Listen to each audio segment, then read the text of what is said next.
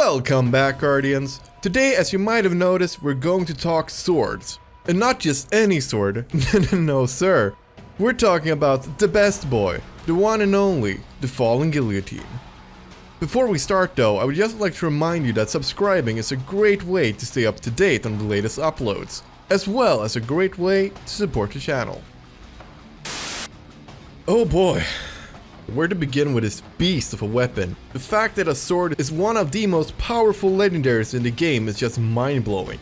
And this sharp hunk of darkness infused steel not only looks like a big chunk of death, it also delivers on its name.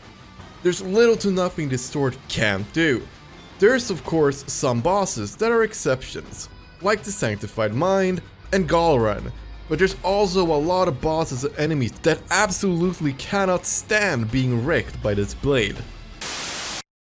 So what makes this sword so goddamn good? Well, it's heavy attack. It closely resembles our beloved old Dark Drinker from Destiny 1. This spin to win attack is one of the heaviest hitting attacks in the game.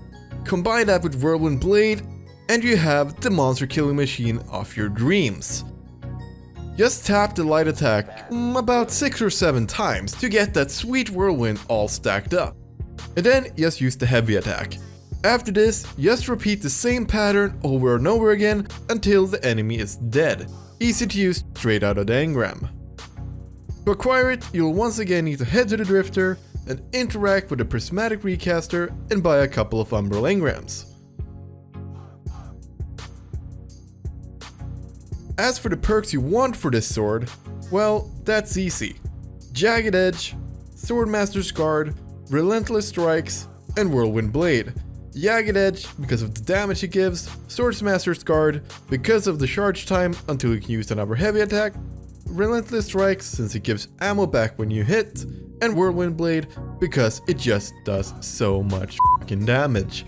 Want to give the sword even more of a boost? Well, you're in luck. Just slap on a Lucent Blade on your armor and you're all ready to go. Did I mention that the Falling Guillotine combined with Lion Rampants not only works for killing enemies, but it also works as a tool to soar the skies like a freedom eagle.